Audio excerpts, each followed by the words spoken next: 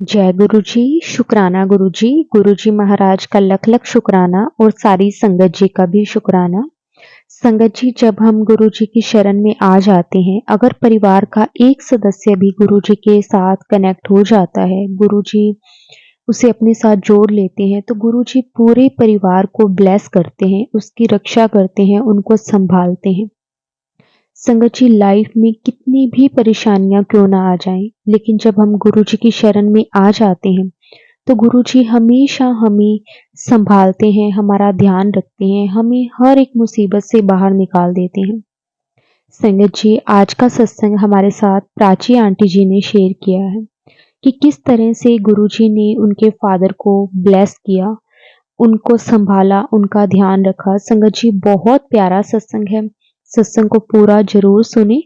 अगर आप भी अपना सत्संग शेयर करना चाहते हैं तो डिस्क्रिप्शन में व्हाट्सएप नंबर और जीमेल आईडी दी हुई है, आप उस पर सत्संग को रिकॉर्ड करके भेज सकते हैं। संगत जी, सत्संग को जब भी शुरू करें उसे पूरा जरूर सुना करें, क्योंकि हर सत्संग में आपको गुरु जी कोई ना कोई मैसेज जरूर देते हैं, कोई ना कोई आपके सवाल का जवाब सत्संग में जरूर मिलता है। इसलिए संगत जी, सत्संग को हमेशा पूरा और ध्यान से जरूर सुना करें, अंत तक सुना करें, बीच में बिल्कुल भी ना छोड़ें। संगत जी, कई बार हम बीच में सत्संग को छोड़ देते हैं, लेकिन हमें ऐसा नहीं करना चाहिए, क्योंकि गुरु जी की ब्लेसिंग्स हमें तभी मिलती है जब हम सत्संग को पूरा सुनते हैं। संगत जी, हमारे कर्म करते हैं सत्संग सुनने से, सत्संग सुनाने से। तो आज का सत्संग संगत जी हम शुरू करते हैं। जय गुरु जी, शुक्राना गुरु जी। जय गुरु जी, शुक्राना गुरु जी। गुरु जी की प्यारी संगत को भी जय गुरु जी, शुक्राना गुरु जी। गुरु जी का सत्संग शेयर करने से पहले गुरु जी की प्यारी संगत के साथ आइए एक बार मंत्र जाप करते हैं गुरु जी का।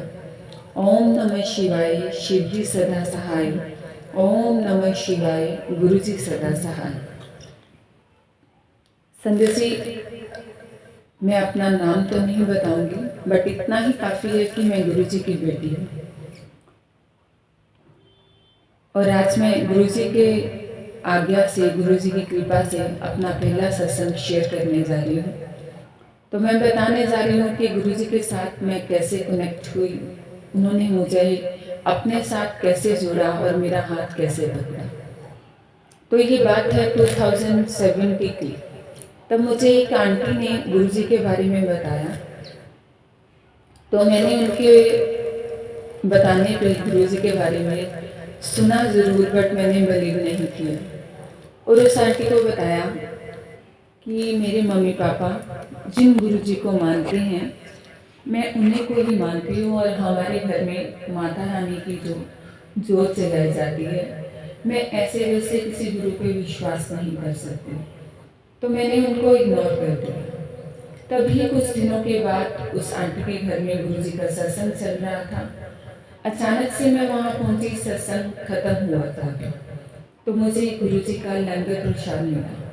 तो जैसे जैसे उन्होंने बताया, तो मैंने वैसे ही वहाँ बैठ के लंगर प्रसाद खाया और उसके बाद फिर से उन्होंने मुझे गुरु जी को मानने के लिए बोला, तो मैंने फिर भी ऐसा नहीं किया।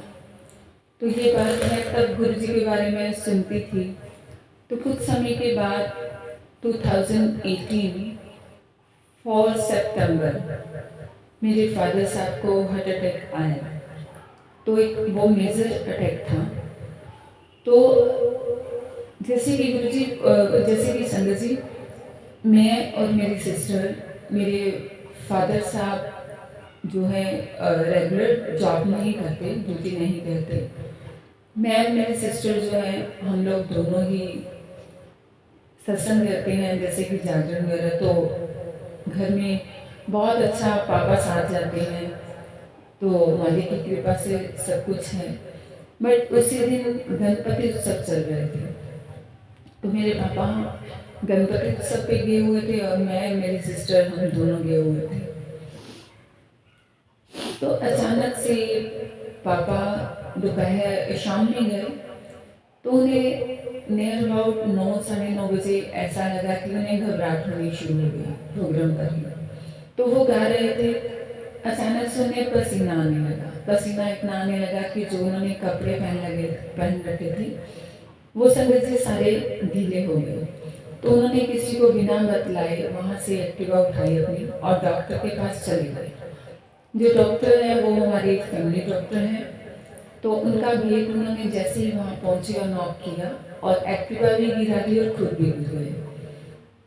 जब डॉक्टर ने बाहर आके चेक किया तो देखा कि वो पसीने से बिल्कुल भीग चुके थे, जैसे कि वो नहा के आए हैं। तो जैसे ही उन्होंने हाथ लगाया उन्हें मालूम चल गया कि इन्हें हार्ट अटैक आया है। तो वो हार्ट अटैक भी मेजर अटैक था उनको। तो इतने में हमें कॉल आई उनकी, तो प्रोग्राम चल रहे थे, हम उठा नहीं पाए। जैसे ही 5-10 मिनट के बाद मैंने उन्हें कॉल किया तो उन्होंने बताया कि आपके फादर साहब को हार्ट अटैक आया है, वो भी मेजर अटैक है, उन्हें जल्द से जल्द हॉस्पिटल लेके जाना पड़ेगा। तो संगत जी मैं भी काफ़ी दूर थी, तो सिस्टर को नहीं बुलाया। तो तभी उनके घर के पास ही, डॉक्टर भैया के पास ही, जैसे कि गुरुजी ने उन्हें वहाँ पहुँचा दिया हो, तो वहीं नज़दीक ही मेरे फूफा जी का घर था। तो मैंने फूफा जी को कॉल किया कि ऐसे ऐसे पापा वहाँ हैं, तो उन्हें हॉस्पिटल लेके जाइएगा प्लीज़, हम लोग तब तक के लिए पहुँच जाएंगे। और संगत जी झूठ नहीं बोलते, उस दिन एक भी पैसा नहीं था पॉकेट में। तो जैसे ही वहाँ से निकले तो मैं भी निकली, मुझे भी भैया छोड़ गए। और फूफा जी नज़दीक के बहुत अच्छा हॉस्पिटल है, जैसे कि वहाँ पे हार्ट सर्जरी ही होती है, तो वहाँ ले गए। नाइट में उन्हें एडमिट करवाया, डॉक्टर ने बोला कि मेजर अटैक है। तो नाइट में उनकी ईसीजी वगैरह हुई, तो एंजियोग्राफी होनी थी अभी।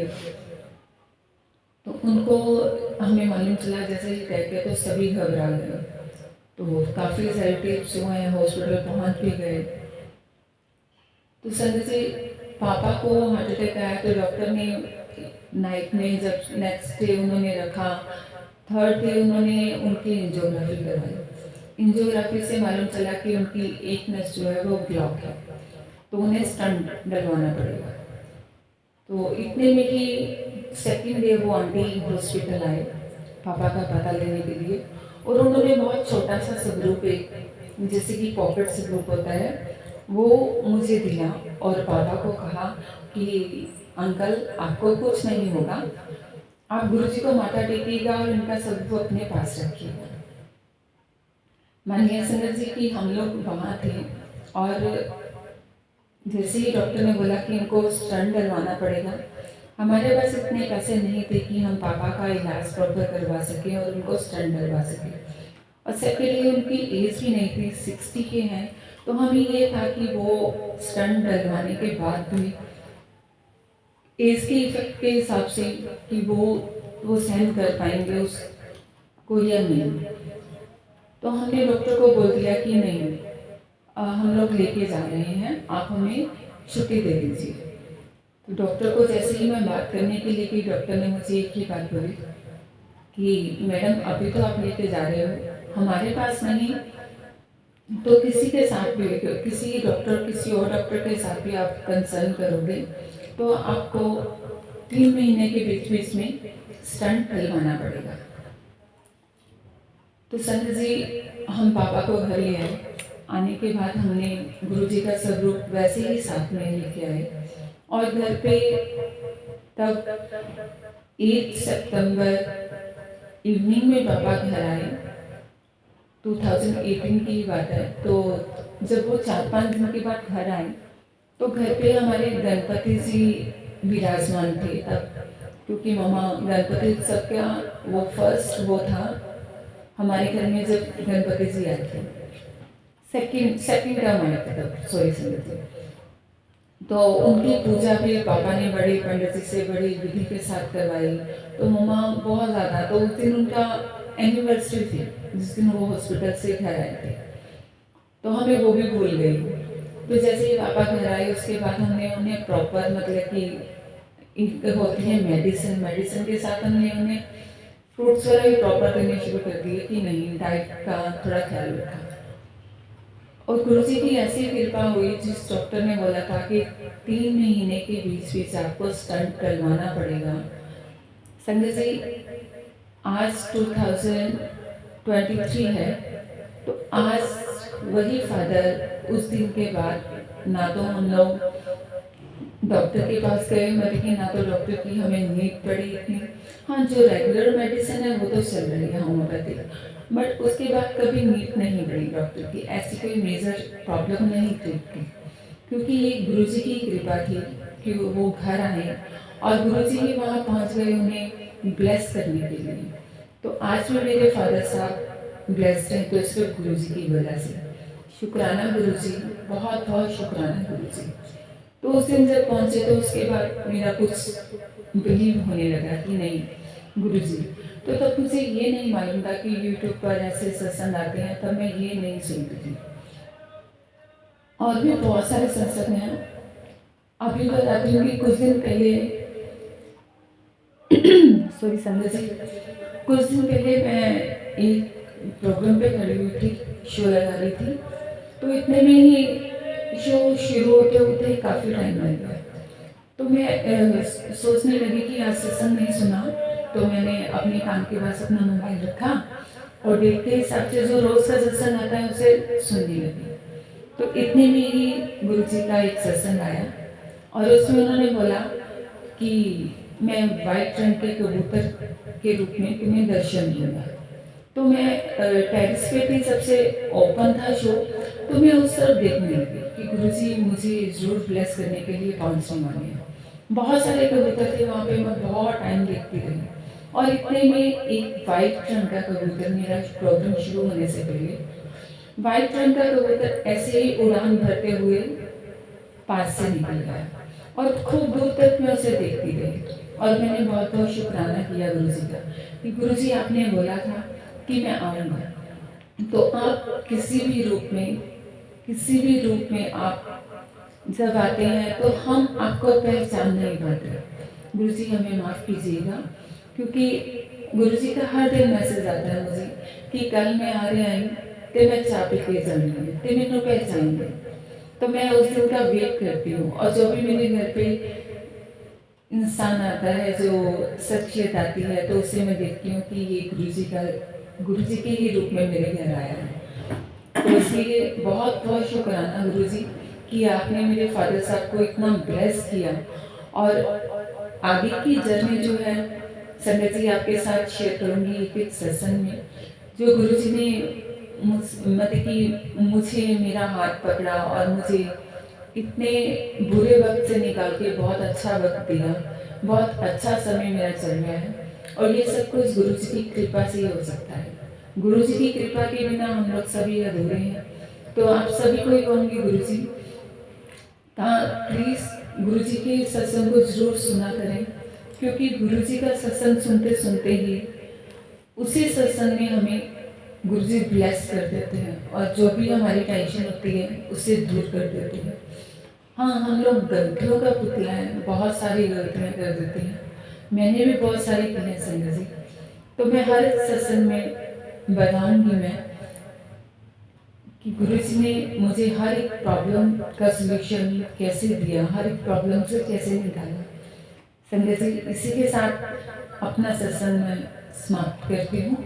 तो आप सभी को गुरु जी के एक बार फिर से मंत्र जाप करने के लिए बोलूँगी मेरे साथ। ओम नमः शिवाय, शिव जी सदा सहाय।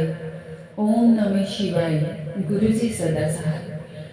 शुक्राना गुरु जी, हर पल शुक्राना गुरु जी, अनंतिम शुक्राना गुरु जी। आप हैं तो हमारी जिंदगी में कोई रुकावट नहीं आ सकती। हाँ, हमारे बुरे कर्म जरूर हैं जो हमने किए हैं, करते भी हैं रोज। संगत जी, हम रोज बोलते हैं कि हमने कोई बुरा कर्म नहीं किया। हम लोग बहुत करते हैं, हम लोग घर की सफाई करते हैं, हम लोग चलते हैं, चलने के साथ कितने ही जानवर हमारे पैरों के नीचे, अगर हम सफाई करते हैं तो दीवारों पे कुछ चींटियाँ ये वो हमारे हाथों से मर जाती हैं। हम ये नहीं कह सकते कि हम पाप नहीं करते, हम पापी हैं, बट हमारे गुनाहों को बख्शना ये गुरु जी के हाथ में है और गुरु जी हमेशा हमारे गुनाहों को बख्शते हैं। कुछ कर्म है जो हम करते हैं, क्योंकि हमें जैसे आप सब जानते हैं सरना जी कि हमें अपने कर्म काटते हुए भी कभी-कभी इतना हर्ट कर देते हैं हम खुद को कि हम लोग कर्म तो अपने काट रहे होते हैं पर बोलते हैं गुरुजी को कि गुरुजी आपने सुना नहीं, गुरुजी आप कर नहीं रहे। बट नहीं संगत जी, अपने कर्म हमें खुद ही काटने होंगे, बट हमें हर प्रॉब्लम से निकालने वाले सिर्फ गुरुजी हैं। तो अपने सत्संग को विराम देते हुए जय गुरुजी, शुक्राना गुरुजी, हर पल शुक्राना गुरुजी।